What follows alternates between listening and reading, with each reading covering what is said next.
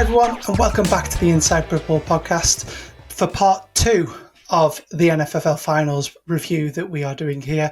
If you missed part 1, head back one down on your episode list there, and we've got part 1 there.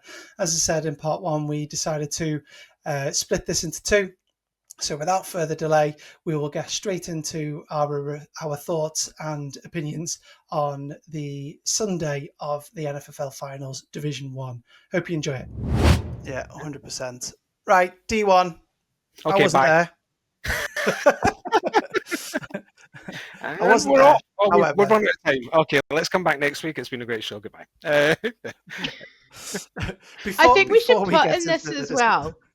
Go on. I was going to say, I think we should divide this by games that happened before it rained and games that happened after it started raining, because the first couple of rounds actually were not too bad, and then suddenly the heavens opened and it was all downhill from there. So I think there is we should almost split this graphic in half by pre-rain and post-rain games. Okay. I'm just going to take a deep breath. Let's go to this. My shepherd, I'm good. I'm going to be calm for the next 2 seconds that we talk about this. I'm going to be okay. You promised that you'd be good. So I am going to say something straight up for the record. Well done to the Leicester Huntsmen, okay? Absolutely. They came out, they played great football all day, they went the distance, they won it, and congratulations to them. Okay, we'll pick apart our game separately in some instances within that game that are very, very contentious, and we can go on about that for a while. But let's just start first and foremost. Those guys came in, they had the longest slog. Okay? They came in and they had to play their way right through that whole pack to get to the finish line. And they did it. And you know what? Fair play to them.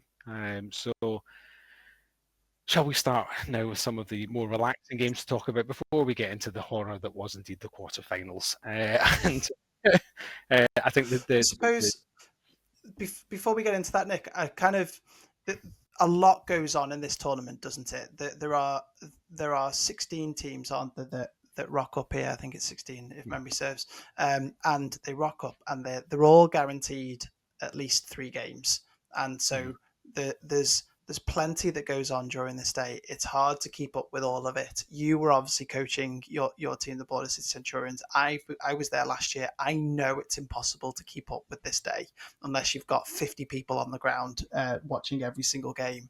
So just to kind of put that into perspective for this day, we only had to worry about half the fields on Saturday with the Prem. We did try and keep up with the YFFL, but for this one, it's all on all day across all 6 pitches. Everywhere. And it's quite so we can't go into so much detail because of that reason. And obviously you were coaching away. So what's your brief sort of sweeping sort of notes on this day for you, Nick? Okay. Well, you know, the wildcard games, there was no surprises. We ended up in the round of 8 with the 8. It was what it was. So the seeding kind of worked out in that respect.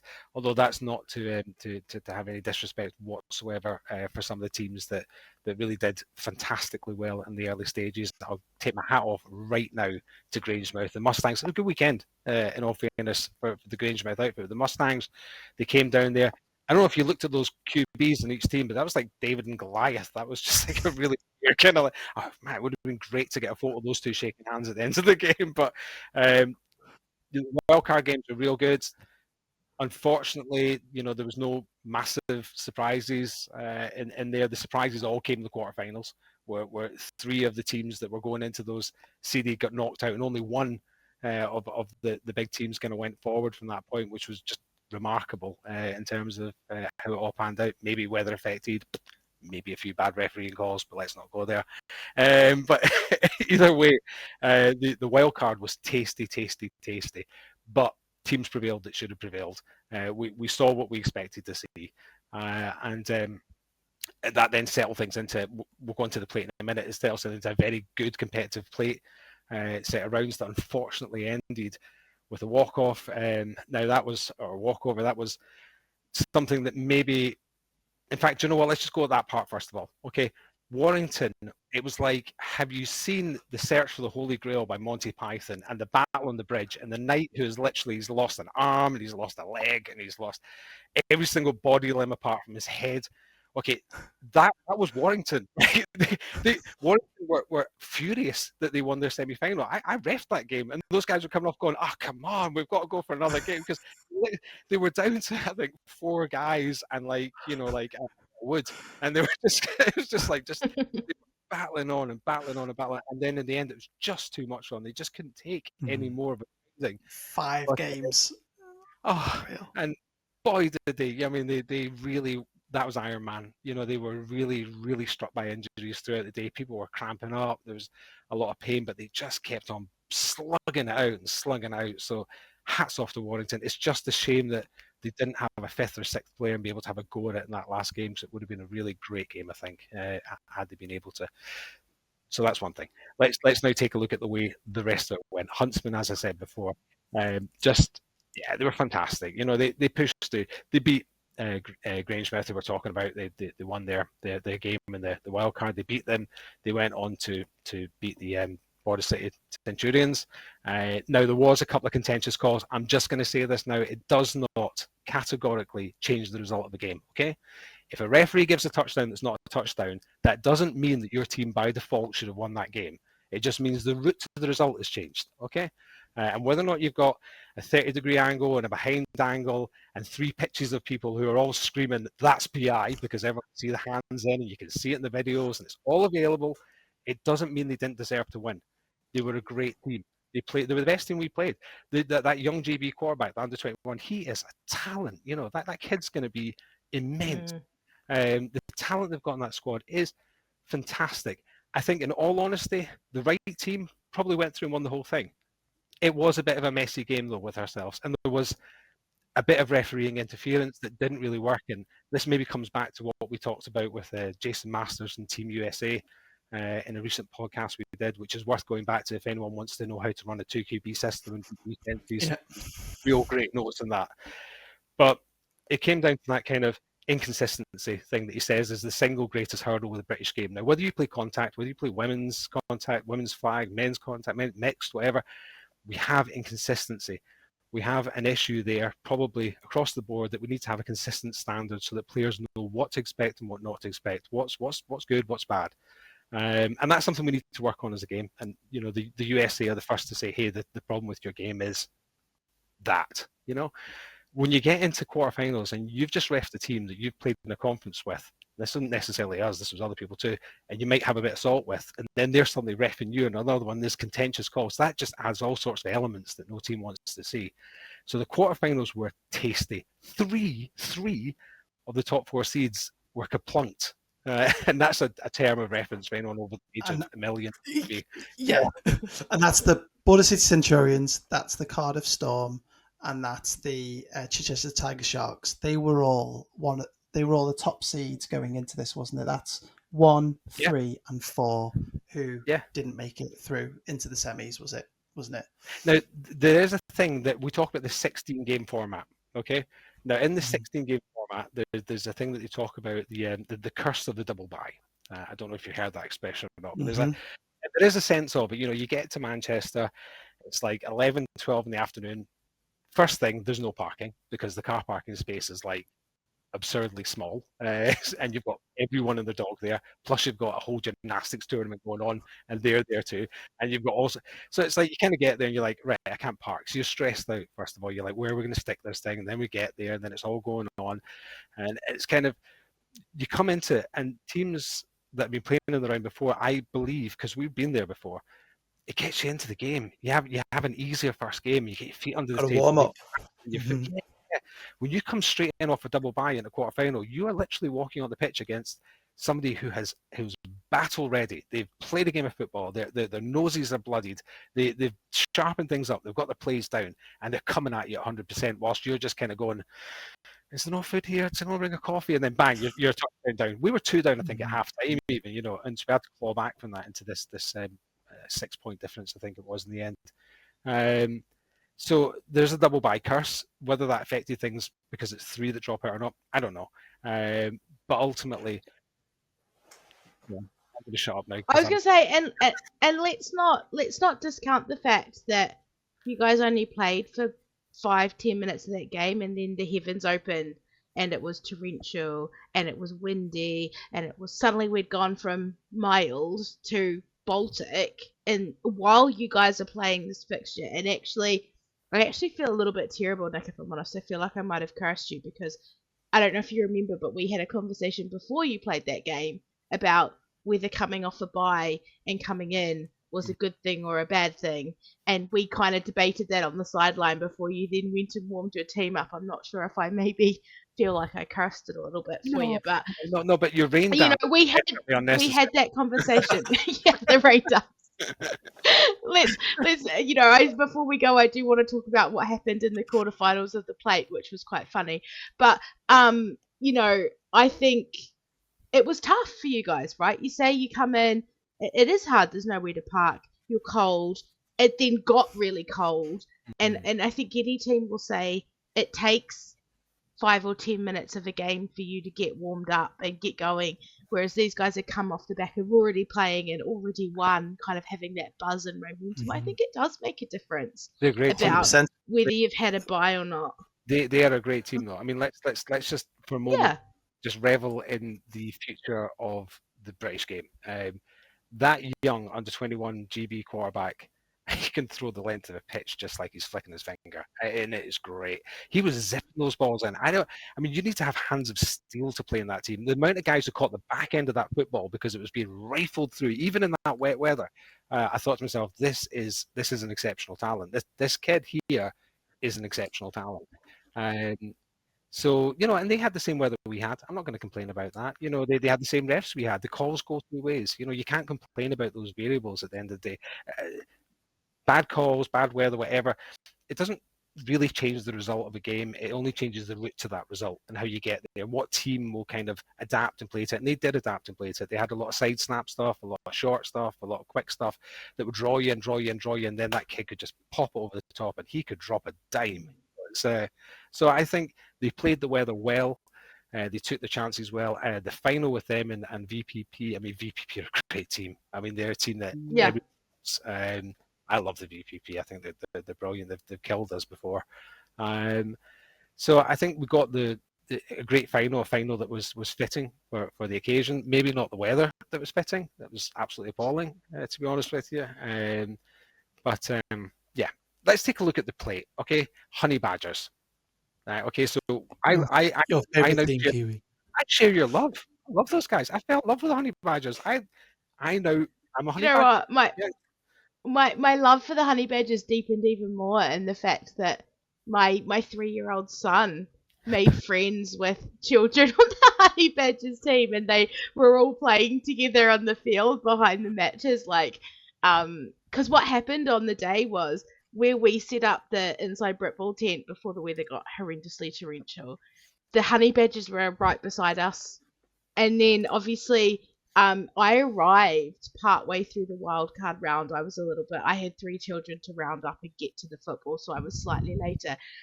So I'm looking between, I've got, my friends at West Lancs playing on one field, and I've got Honey Badgers playing on another field, and then suddenly I'm like, and they were literally like almost angled across from each other. Unfortunately, both teams fell at that kind of first hurdle in tough games, right?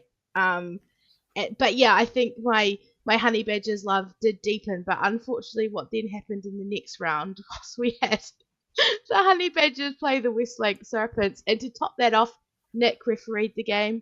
So this was the curse of Kiwi. This was the curse of Kiwi. Just the rest of she's like that.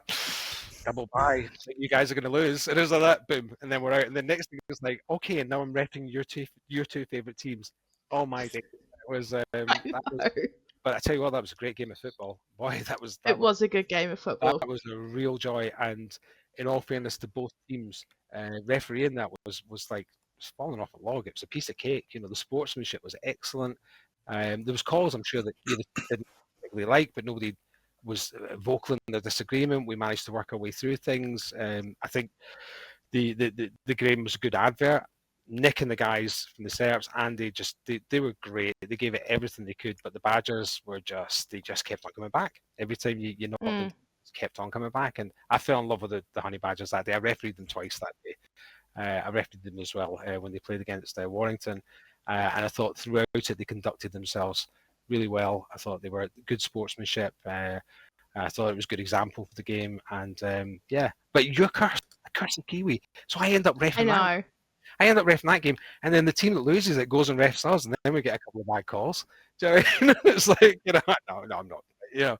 I'd like to say right now for the record that I am now officially Honey Badgers are up there now, up with the Cardiff Coyotes, Calderdale Locomotives, whom I love more than anybody else on earth, and who I still say, despite the Leicestershire Huntsman result, the best game of football we had this year was still the Calderdale Locomotives. It's still the bottom team in Div 1 North B. The lowest team in Div 1 North B was the toughest game of football we had all year, including the finals there. They are just massively, massively respected in my house, you know. Well, maybe we can put out a joint call for the Honey Badgers merch, which didn't come my way on finals day, despite me making friends with them. So I am gonna. She went up to them and she was like, "Can I have?" She literally asked for merch on the pitch. It was just like, "Are you shameless, Doreen? We're in the middle of a game." She was like that. She's like, "Give me some of your stuff. Give me some of your stuff, guys. I want your t-shirts." Yeah, no, it wasn't that bad. Don't slate me like that, Nick. But I did secretly be like, I've made friends, and I think I said to some of the people, I was like, "Do you guys listen to the podcast? Do you know how much I actually really like rave about you?" But anyway, let's go back to the football, because I think, we're running out of time. So I'm trying to kill time about talking about a particular subject. So yeah, let's talk about. Go on. Okay, so then let's talk about we've kind of covered plate, we've covered quarterfinals, the chaos that happened in quarterfinals. We then had some semifinals, which one was maybe a lot closer than the other. And I know that when you mentioned about VPP before, I think if Aaron was here, he would always say that he thinks VPP are an amazing organisation. You can't miss them on the field. I don't know if you've ever seen their uniforms, just as a side note, but those VPP guys stand out a mile away. Yeah. But they I would say that they probably got pushed by Norwich. That was probably the closest game. That semi-final 33-26. That's still only a one-score game, right? So what we saw in a lot of those kind of games, especially that one, and then probably the Chichester Norwich Nomads game as well. The Nomads came out on top but got pushed by Chichester, who got knocked out. Then they came on, and I think they pushed DPP as well. So I would say that I think Norwich had an amazing day. They probably didn't go the way they wanted. They didn't end up in the final, but they probably didn't come in thinking that they were gonna push VPP in a semi-final to a one-score game. I'm just had one of the hardest routes, didn't they? All right, so they had Sharks top 4, beat them by 1 point, and then VPP being, I think, top 2 going into the game. Were they? Oh no, they were 5th going in, but still, it's a tough road, especially VPP, who are always there or thereabouts, aren't they? As well, and have pushed hard this year. Who only lost by 1 score themselves to the eventual champions, the Leicester Huntsmen. So, yeah.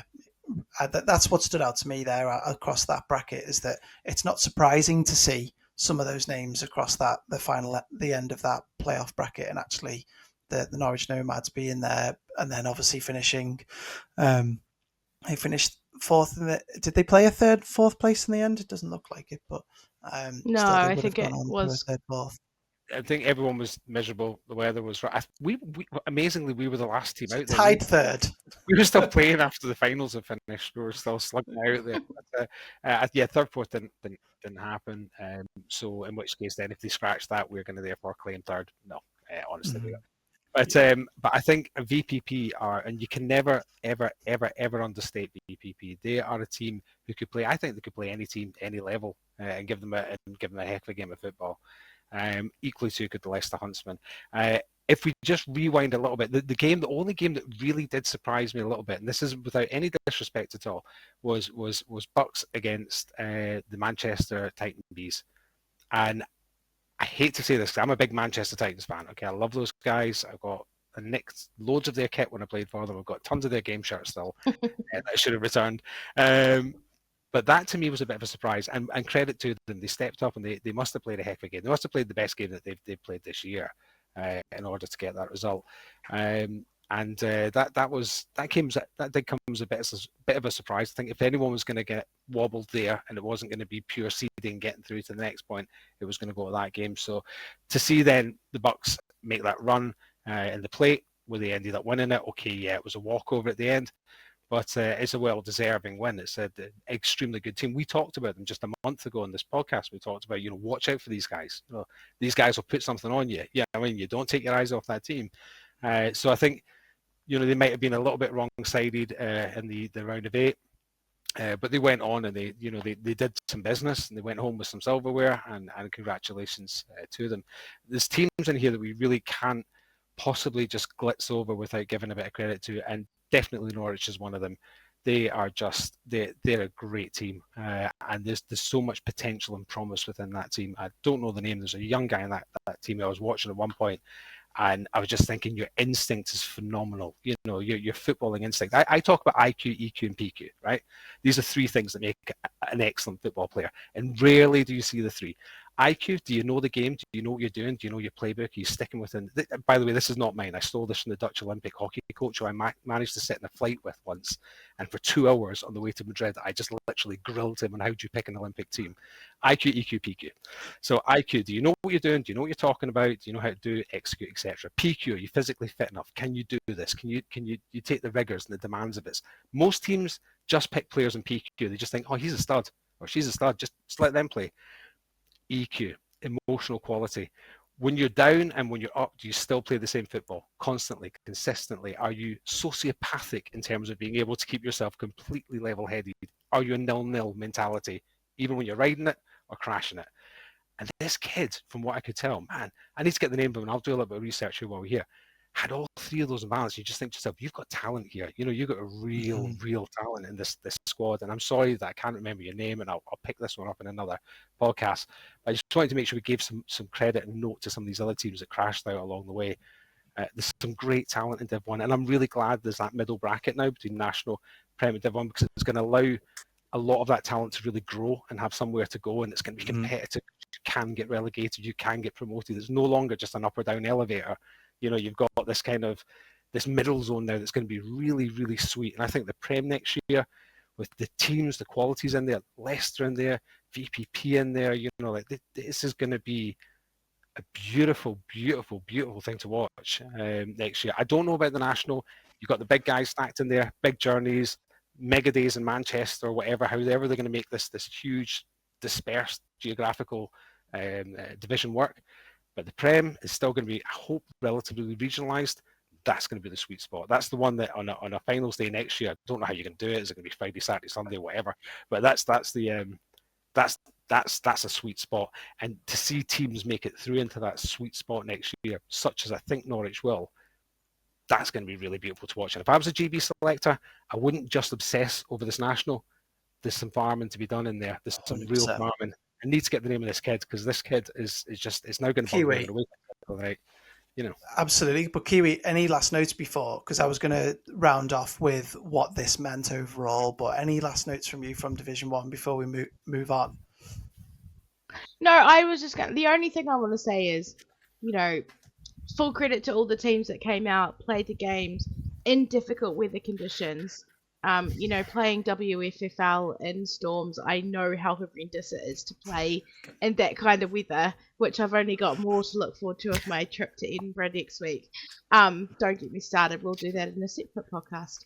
But, just credit to everybody for coming out, for making the journey, playing the games, fulfilling the fixtures. Like, it's not easy. It was freezing. It was torrential rain. It was windy. And it's arguably to say for WFFL, we play like that all the time, so it's not so bad. But for you guys, you've played in this glorious summer all season, and suddenly on finals it's torrential. So I think everybody deserves a round of applause and credit for just turning up and playing in what was horrendous weather.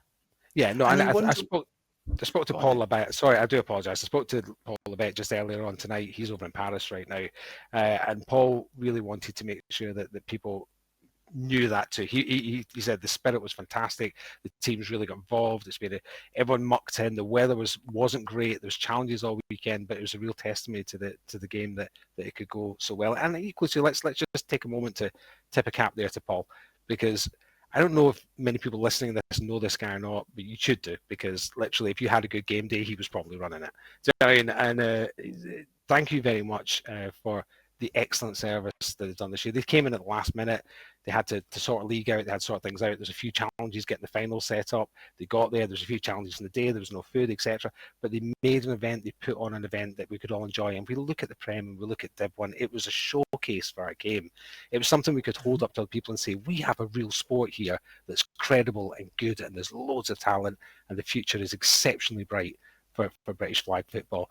So if we want to segue into the internationals from there, then we can talk about that, or we can do that in another podcast. I don't know, but yeah. What we'll definitely say is that, just to finish off, that Division 1, you wonder why you would do such a thing for Division 1. Well, this year it meant a lot more, because those people that made it to the round of 8 and those who are waiting in the quarterfinals and now make up that Premiership tier.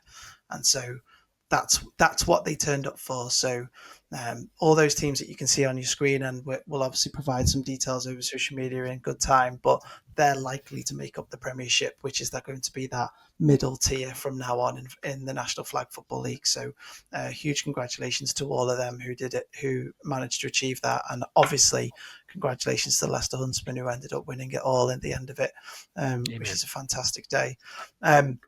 What do we want to do then, guys? Do we want to quickly do a quick roundup at the end, or do we want to leave that till next week when we do a roundup? Should we do a roundup next week and not go too long? I think let's just say Euros is happening. Find the live streams, watch the games. An amazing day one from GB, which I won't say, because some people may not have watched the games because they were working, Yes. like me today. But an amazing day one for GB. Congratulations to everybody that's out there. We're all here supporting you. And if you want to watch some amazing flag football, get on the Euros. The live streams are online. It's free. You can watch it. Please watch it. Yeah. Yeah. And watch it back as well. Let's focus in on that, because we won't talk about it because some people may have not seen that. I don't know when this is going out, but it's a good day for GB. Okay. I've got Phoebe here in the chat right now. She's going crazy over there. Macca's reaching further, and he knows what that means.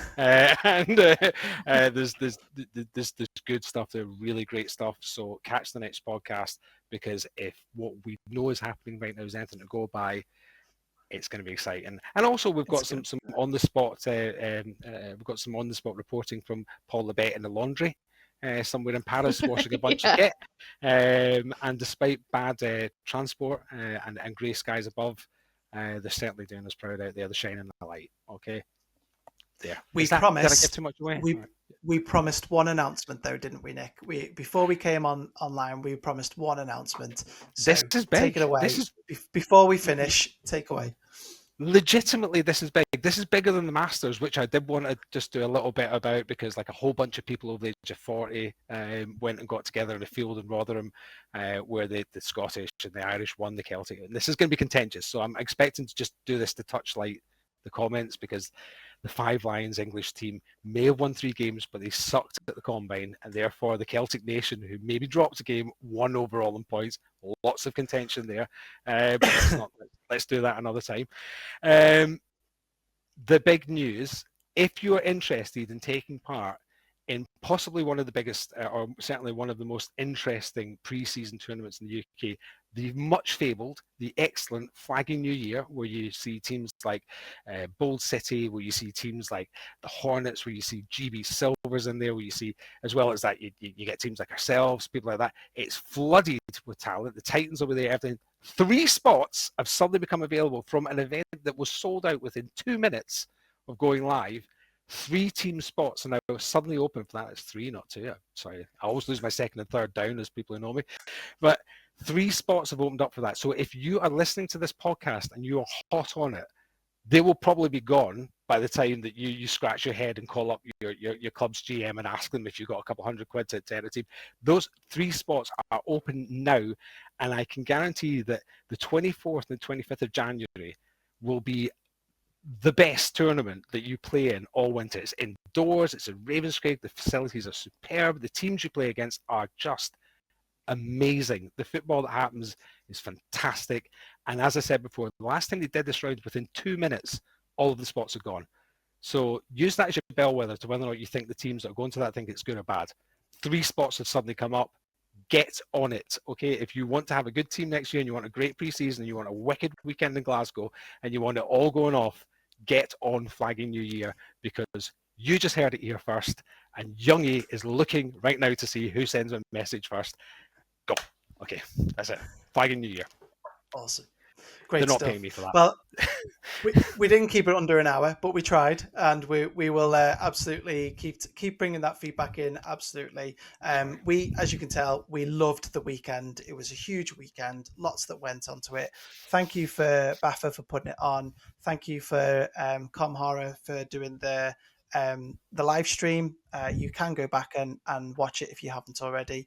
And as always, Nick and Kiwi, thank you so much for providing your thoughts, providing the listeners and the watchers with your insight as well. Kiwi's got a bomb. Kiwi wants to announce something else. Go on. No, I'm just going to say we will try and be back next week. I think the 3 of us are going to try and do we will.